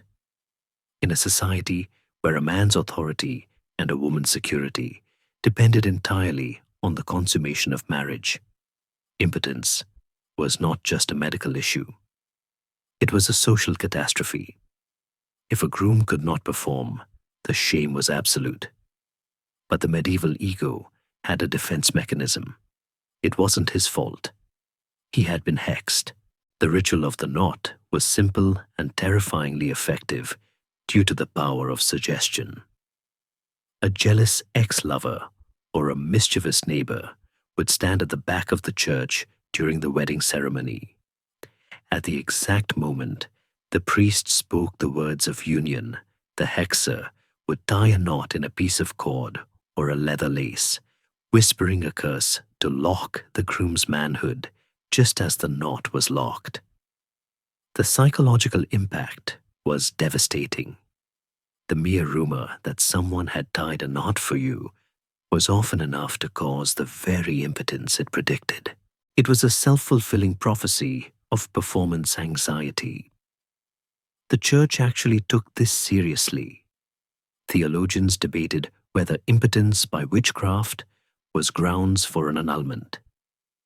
In the Malleus Maleficarum, the infamous witch-hunting manual, entire chapters are dedicated to the power of witches to take away the male member, not literally detaching it, but making it invisible or useless through glamour. To break the spell, the remedies were as bizarre as the curse. Men were advised to urinate through their wedding ring, to sleep with the ring on their finger, or to find the original knot and untie it. It paints a frantic picture of the medieval bedroom, a place where sexual dysfunction was treated not with empathy, but with counterspells and accusations of sorcery. But if fear could stop sex, could magic start it? This brings us to the filthy truth of love potions. Forget the sparkling, sweet elixirs of fantasy novels. Medieval love magic was visceral, invasive, and deeply unhygienic. The logic was based on sympathetic magic, the idea that to possess someone, you had to feed them a piece of yourself. Recipes for love potions frequently included sweat, hair, nail clippings, and menstrual blood. A common, stomach-churning piece of advice found in folk manuscripts was for a woman to mix her menses into a man's wine or bake it into his bread. The belief was that once he consumed her essence, he would be bound to her biologically. It transforms the act of cooking dinner into a potential act of magical warfare. It reveals a profound lack of boundaries. The body was not a private temple, but an ingredient. There were also aphrodisiacs that straddled the line between herbalism and poison. The most infamous was Spanish fly, made from the crushed bodies of the blister beetle, Litta vesicatoria. The beetles contain cantharidin, a toxic chemical that, when ingested, irritates the urinary tract and causes swelling and inflammation in the genitals. To the medieval mind, this swelling looked like arousal. In reality, it was a chemical burn. It was a dangerous game. Get the dosage right, and you might simulate passion. Get it wrong, and you caused kidney failure, internal bleeding, and a painful death. Yet, people took the risk. Why? Because in a world of arranged marriages and rigid social hierarchies, unrequited love was a constant torment. Magic offered the powerless a way to force the hand of fate. Historians still argue about how the church dealt with this kitchen witchcraft. While high-profile sorcery trials are famous, local records suggest that for a long time, the church was surprisingly lenient with minor love magic, treating it as superstition rather than devil worship. A village priest might assign a few Hail Marys for a woman caught baking a love cake, rolling his eyes at her foolishness rather than burning her at the stake. However, the intent was always serious. There is a tragic element to these spells. We find instructions for how to make a husband stop beating his wife, often involving placing a wolf's heart under his pillow, or how to make a woman faithful. These were not recreational spells. They were cries for help from people trapped in abusive or cold relationships, grasping at straws to change their reality. And then there were the objects, the amulets hidden under the mattress. A magnet carried in the pocket was thought to attract a lover, just as it attracted iron. Roots of the mandrake plant, which looked vaguely human, were kept as prized fetishes to ensure fertility and virility. The bedroom was often cluttered with these invisible defenses. Imagine a couple lying in bed. He has a wolf's tooth tied to his arm to ensure stamina. She has a pouch of dried mugwort under the pillow to provoke dreams of love. They are surrounded by a silent arsenal of magical thinking, each trying to manipulate the other or the outcome of their union. There is a dark humor in some of this. One recorded spell to cool a man's lust involved placing a specific herb in his shoe. One can imagine a weary wife, tired of her husband's demands, sneaking into the hallway to stuff his boots with weeds, hoping for a peaceful night. It humanizes them. It shows us that their desires and frustrations were identical to ours, even if their solutions involved beetle wings and knots. But there is a deeper, filthy truth here. The reliance on magic reveals the utter lack of true medical knowledge. They were operating in the dark, using metaphors to treat biology. They blamed witches for erectile dysfunction because they didn't know about blood pressure or anxiety. They used potions because they didn't understand hormones. This reliance on the supernatural was about to collide with a biological reality so horrifying that no amount of magic could explain it or cure it. As the 15th century draws to a close, the medieval world is about to be hit by a biological asteroid. The ships of exploration are returning, or perhaps the armies are marching from the east. The origins are debated, but the result is certain. A new darkness is coming. It is not a spell, and it cannot be untied. It is a microbe. As we leave the smoky heart of the cunning woman, clutching our useless amulets, we step into the dawn of a new era, defined by a plague that will change sex forever. The Great Pox is arriving, and it will turn the filthy truth of medieval sex into a literal, rotting nightmare. The Great Pox arrives. We step out of the herbalist's smoky hut, clutching our useless amulets, and walk straight into the terrifying dawn of a new era. The year is 1495. The Middle Ages are gasping their last breath, and something new, dark, and undeniable is marching across the map of Europe. It begins not with a whisper, but with the thunder of cannons and the movement of armies at the siege of Naples. Mercenaries, soldiers, and camp followers are gathering, mixing, and crucially, sharing their bodies in the chaos of war. And then, the horror begins. It is not the familiar terror of the bubonic plague, which struck indiscriminately like a storm. This is a sniper's bullet aimed squarely at the act of love. They called it the Great Pox, the Grand Gore, or in a fit of xenophobic finger-pointing, the French disease, though the French called it the Neapolitan disease. We know it today as syphilis, but the version that exploded onto the scene in the late 15th century was a biological monster far more aggressive and hideous than the modern strain. It was the ultimate filthy truth, a literal rotting of the body that turned the secret sins of the bedroom into a public broadcast of shame. Imagine the panic.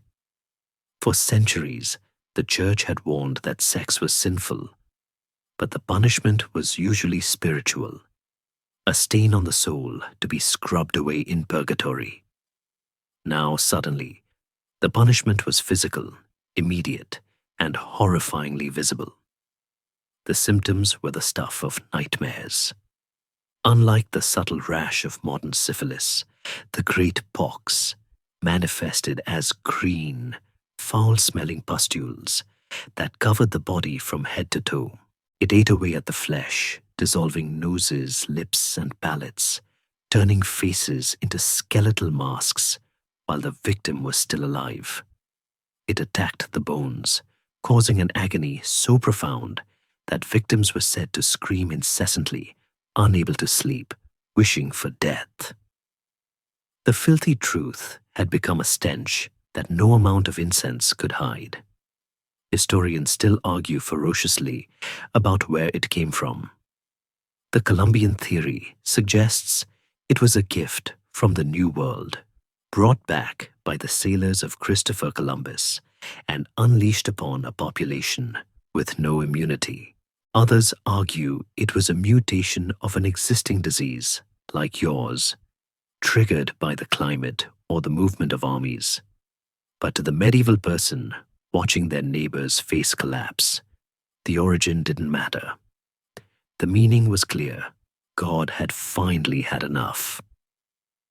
The era of the necessary evil was over. The brothels and bathhouses, once tolerated as civic safety valves, were now seen as hatcheries of death.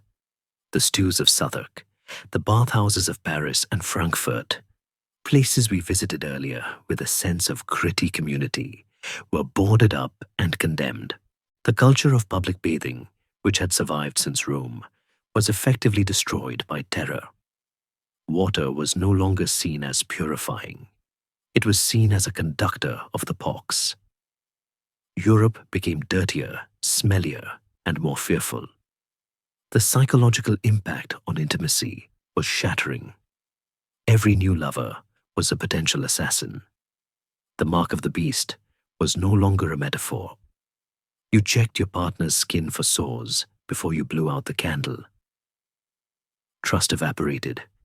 The romantic troubadour songs of dying for love took on a grim, literal irony. And the cure. The cure was almost as bad as the disease. With no understanding of bacteria, physicians turned to the heavy metals of alchemy. Mercury became the weapon of choice. It was applied as a salve, inhaled as a vapor in sweating tubs, or ingested. The saying was born, a night with Venus, a lifetime with Mercury. The treatment caused teeth to fall out, gums to bleed, and the mind to descend into madness, known as erethism. You were poisoning yourself to burn out the poison. This was the death knell of the medieval sexual mindset. The ambiguity was gone. The filthy truth was now absolute. The body was dangerous. The pleasure was a trap. As the 15th century turned into the 16th, the world became colder, more suspicious, and more puritanical. The carefree bawdy humor of the Canterbury Tales was replaced by the grim medical diagrams of the pox. And yet, humanity did not stop. That is the most resilient piece of the truth. Even as the pox raged, even as the noses fell and the bones ached, people continued to seek each other out. They braved the mercury, they braved the hellfire, and they braved the rot. Why? Because the drive to connect, to find warmth in the cold, was stronger than the fear of death. As we stand amidst the wreckage of the medieval world, watching the bathhouses close and the doctors put on their masks, we realize that we have reached the end of our journey through the filth. But we have not reached the end of the story. Beneath the fear, beneath the laws, beneath the grime and the scabs, something indestructible remains. We must now take one final step, stripping away the history, the horror, and the myths, to find the single beating heart that has driven this entire narrative. Eternal heartbeats in the dark. And so, we reach the end of our long, shadowed journey. We have walked through the drafty bedrooms, where the church stood guard at the foot of the bed. We have navigated the minefield of the calendar, dodged the toxic remedies of the herbalist, and stood in the terrifying silence of the courtroom. We have smelled the smoke of the cottage, the sweat of the birthing chamber, and the rot of the pox. It would be easy, standing here at the close of the Middle Ages, to dismiss the intimate lives of our ancestors as nothing more than a catalogue of misery, a grim, joyless struggle for survival amidst filth and fear. It is easy to pity them, but as the camera pulls back, lifting us up from the mud of the streets and the gloom of the cloisters, allowing us to see the whole sweeping panorama of the era, a different truth begins to emerge. The filthy truth is not just about dirt or disease or sin. Filth, in its essence, is just matter out of place. It is earth, it is fluid, it is life in its rawest, most unsterilized form. And it is here, amidst this mess, that we find the most profound revelation of all. They loved anyway. Think about the sheer stubborn resilience required to be a lover in the Middle Ages. To reach for another person in the dark was an act of bravery. It was a defiance of the priest who called it sin, a defiance of the doctor who called it dangerous, and a defiance of the universe that seemed bent on extinguishing life. When a medieval husband held his wife's hand during a difficult labor, he wasn't thinking about the theological definition of the debitum conjugale. He was terrified of losing his best friend. When a peasant couple sneaked away to a haystack during the harvest, ignoring the exhaustion in their bones and the flea bites on their skin, they were claiming a moment of pure, selfish joy in a life that belonged to their Lord. When Abelard wrote to Heloise, or when a nameless merchant wrote a tender letter to his wife traveling in another city, the ink was not mixed with cynicism. It was mixed with a longing that feels startlingly modern. We often make the mistake of thinking that because their technology was primitive, their emotions were primitive. We imagine they felt loss less keenly because death was so common, or that they felt love less deeply because marriage was a contract. But the historical record whispers otherwise. The grief in the diaries of parents who lost children is raw and screaming. The bawdy humor in the margins of manuscripts tells us they laughed at the absurdity of sex, just as we do. The frantic spells to cure impotence tell us they cared deeply about their connection and their pleasure. They were not aliens living in a grey stone world. They were vibrant, sweating, weeping, laughing human beings, living in technicolor, navigating a world that was often cruel with hearts that were soft. In fact, one might argue that their intimacy possessed a weight that ours sometimes lacks. In a world without electric light, the presence of another body was the only defense against the crushing blackness of the night. In a world without central heating, the heat of a lover was a literal survival tool. Intimacy was not just a recreational activity or a lifestyle choice. It was a fundamental layer of existence, woven into the struggle to stay alive. The filthy truth is that their love was earned. It was snatched from the jaws of the church, stolen in the moments between back-breaking labor, and preserved despite the lack of privacy. It was a love that smelled of wood smoke and wool, a love that had dirt under its fingernails. But it was real. As we let the images of the past fade, the candle flickering out in the solar, the sound of the troubadour's lute dying away, the heavy oak door latching shut, we are left with a sense of connection.